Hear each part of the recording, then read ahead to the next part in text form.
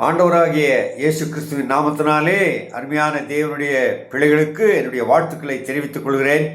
இன்று 5 நிமிடத்திற்கு மேலாக இந்த செய்தி இருந்தாலும் சுவாரஸ்யமாக இருக்கிற இந்த செய்தியை தயவு செய்து நீங்கள் கேளுங்கள். கர்த்தர் உங்களை ஆசீர்வதிப்பார். சுமார் 25 வருடங்களுக்கு முன்பாக இருக்கிற மூத்த ஊழியர்கள் அல்லது விசுவாசிகளுக்கான ஒரு செய்தி. இப்பொழுது 25 வருடத்துக்கு பின்பு இருக்கிற ஊழியர்களானாலும் விசுவாசிகளானாலும் அவர்கள் எப்படி கற்றுக்கொண்டார்களோ அப்படித்தான் இருப்பார்கள். அவர்களுக்கு நான் சொல்லுகின்ற இந்த செய்தி புதிதாக இருக்கலாம், வித்தியாசமாக இருக்கலாம், ஏற்க மறுக்கலாம். ஒரு காலத்தில் நாம் தேவன் பாடல்களிலே மிகவும் விருப்பம் உள்ளவர். தேவனை துதித்து பாடுங்கள், கர்த்தருக்கு புதுப்பாட்டை பாடுங்கள், என் பாட்டினால் கர்த்தரை துதிப்பேன் என்று சொல்லி தேவ பிள்ளைகள் பாடல்கள் மூலமாக தேவனை மகிமைப்படுத்தி காலாகாலமாக நாம் வருகிறோம். அழகழகான பாடல்கள், ஆவிக்குரிய பாடல்கள், ஜீவன் தரும் பாடல்கள். அந்த பாடல்கள் மூலமாக நாம் உற்சாகம் அடைந்திருக்கிறோம், ஊக்குவிக்கப்பட்டிருக்கிறோம், நாம் உணர்த்தப்பட்டும் இருக்கிறோம். ஆனால் இந்த 25 வருடத்துக்கு பின்பாக இப்பொழுது இருக்கிற இந்த பாடல்களை குறித்து நான் குறை சொல்லவில்லை. ஆனால் இசைக்கருவி, இந்த இசைக்கருவி மிகவும் முக்கியம். பாடலுக்கு இசைக்கருவி கண்டிப்பாக தேவை. இசைக்கருவி இல்லாமல் பாடலாம், ஆனாலும் அது மென்மையாக இசைக்கப்பட வேண்டும். பாடலின் கருத்து தெரிய வேண்டும், நாம் கர்த்தரை பாட வேண்டும். ஆனால் இக்காலத்திலோ எங்கு பார்த்தாலும் பாடல் மிகவும் குறைவான சத்தத்தோடும் இசைக்கருவிகள் பாடலுக்கு மேலாக சத்தத்தோடும் இருக்கிறது. அந்த பாடல்கள் புரியாது.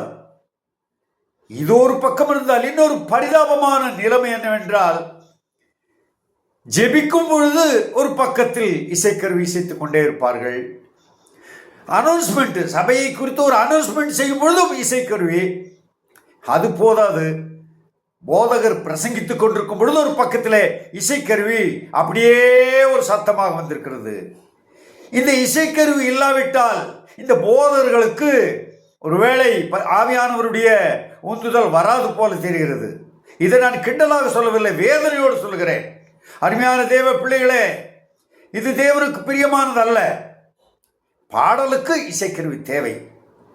உடனே நிறுத்திவிட வேண்டும். சபையிலே அனௌன்ஸ்மெண்ட் செய்யும் பொழுது அமைதியாக மக்கள் கேட்கும்படி, ஜெபிக்கும் பொழுது பிறர் அதை ஆமென் சொல்லத்தக்கதாக மிகவும் தெளிவாக இருக்க வேண்டும். பிரசங்கமும் செய்யும் பொழுது எந்த ஒரு சத்தமும் இல்லாமல் இருக்க வேண்டும்.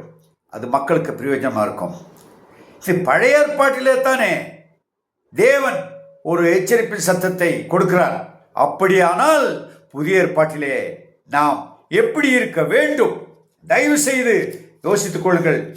மூத்த ஊழியர்களே, உங்கள் சபைகளிலே தயவு செய்து பாட்டுக்கு மாத்திரம் இசையை நீங்கள் பிரயோஜனப்படுத்துங்கள். மற்ற அனைத்துக்கும் அமைதிப்படுத்த சொல்லுங்கள். அந்த இசைக்கருவி போடுகிற, அந்த கீபோர்டு போடுகிற அந்த சகோதரனையோ சகோதரியை பார்த்து நீங்கள் அமைதியாக இருங்கள் என்று சொல்லுங்கள். மக்களுக்கு செய்தி தெளிவாக போய் சேரட்டும். இது மிகுந்த பாரத்தோடு சொல்லுகிறேன்.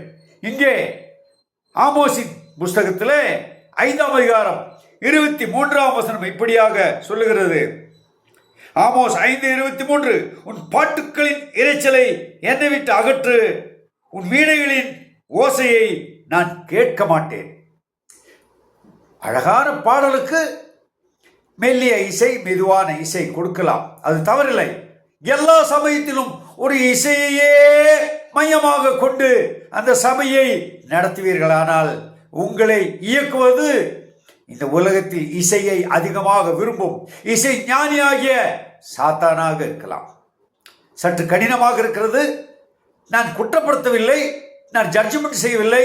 உள்ளதை உள்ளதென்றும் இல்லதை இல்லதென்றும் சொல்ல தேவனுக்கு முன்பாக நான் துணிந்திருக்கிறேன். ஆகவே நாம் கர்த்தருடைய வார்த்தையை தெளிவாக பிரசங்கிக்கலாம், ஜெபத்தை தெளிவாக ஜெபிக்கலாம், சபையின் அனௌன்ஸ்மெண்ட் மற்ற காரியத்தை மக்கள் புரியும்படியாக தெளிவாக சொல்லலாம். இதற்கிடையிலே இசையை புகுத்தினீர்களானால் அது பிரயோஜனப்படாது. தேவனாலே எச்சரிக்கப்பட்டிருப்பீர்களானால் இனிமேல் இதை செய்யாமல் இருக்க தேவன் கிருபை செய்வாராக. ஆமென்.